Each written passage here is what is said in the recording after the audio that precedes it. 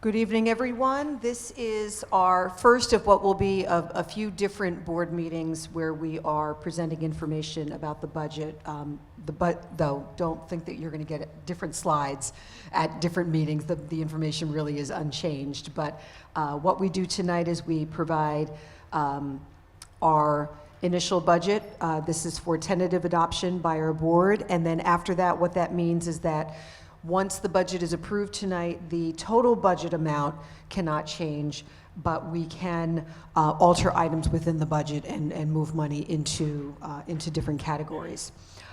Then, after tonight, we have additional budget discussion meetings on the 23rd and April 11th, and then our final public hearing and budget adoption, and these are all state mandated dates, is on April 27th. So this is your first board members and community's first glimpse at the budget that we will hopefully be adopting formally on April 27th.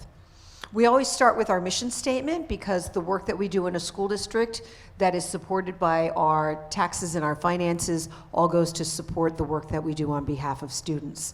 And our mission is that in partnership with families and the greater community, to challenge and nurture all students academically and develop confident learners who are compassionate, generous, appreciative, and invested in their diverse world. This will be accomplished through innovative opportunities that inspire lifelong learning, critical thinking and problem solving, creative exploration, and democratic collaboration among students and staff. We have 2 strategic planning goals that we are working on over the next several years. The first speaks to how we are developing critical thinking and leadership and problem-solving skills with our students, and the second speaks to emotional awareness, mental and physical health, and mindfulness. And as we put together a budget, we are making sure that everything we are doing comes back to meet those 2 strategic goals. As we begin to craft a budget, particularly as Mrs. Tedesco and her team begin to put the budget in place, we are guided by goals from our Board of Education. And the directive for the 23-24 budget year was to manage and control expenses in the operating budget with the goal of achieving an end-of-year surplus of 2.5% of the total operating budget, to provide adequate funding that does not diminish current services to students, including facilities, security, and support of the goals of the strategic plan, to ensure a tax levy of 2% exclusive of spending growth caps and banked cap, and finally to support our current expansion project. And just a reminder, that is at Littleton School. We made a presentation back in the fall at Littleton School, which includes extending a wing out and adding classroom space that would let us accommodate some growing numbers that we are seeing in our preschool. We always show our enrollment in the district, and so let me explain what we have here, what our 2 lines are. You'll see we've taken you back from 2017 is the first number on the left, and then we've grown it over the years. This is drawn from our ASSA report, which is we call the October report. It's the number of students that we have in district as of that October date. This year we are at 7,009, which is a tick down from where we were last year. The number in red, the red line, is what our regular projected enrollment would be based on birth rate and based on growing up 5th grade to 6th grade, 6th grade to 7th grade, for example. The blue-purple line that goes higher is what our demographer projected right at the beginning of COVID, when the demographer was looking at what has been already approved at the planning board in the community and what has been approved through zoning board as far as new housing, townhouses, new developments coming in.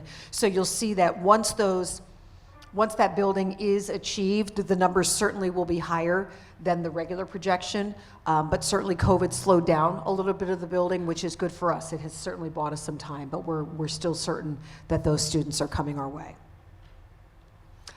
Regarding additional state aid, I'm going to hand it over to Mrs. Tedesco. I'll be her clicker so she can go through this with you. Hi, everyone. The additional state aid that we received for the 23-24 school year is $1,407,776. Those additional funds were used for Phase 2 of the district's upgrade on the phone system, increasing transportation costs throughout the whole district, and for additional special education positions. As you can see, we put several into the budget: 2 MDs, 1.6 resource room teachers, 1 preschool disabled teacher, 1 BCBA, 1 speech therapist, 1 occupational therapist, and a social worker. The capital projects that we put into the budget included window replacements at Parsippany High School and Brooklawn, district door replacements, district flooring, paving and concrete work, chairlift replacements at Mount Tabor School, classroom addition costs, which is the Littleton addition, maintenance and technology equipment replacements, HVAC replacements, and a couple of the schools are going to be painted on the exterior. So if we go to the next slide, it's our revenue sources. So this slide is where you can see what actually funds the budget and where the money comes from. The greatest source of revenue is, of course, our local tax levy, which is 83% of the budget. The rest of the budget is funded by state aid, state and federal grants, and miscellaneous revenue that we get from facilities, refunds, and tuition. Thank you. All right.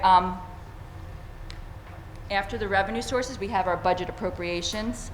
42% of the appropriations are for instruction, which is what we're all here for.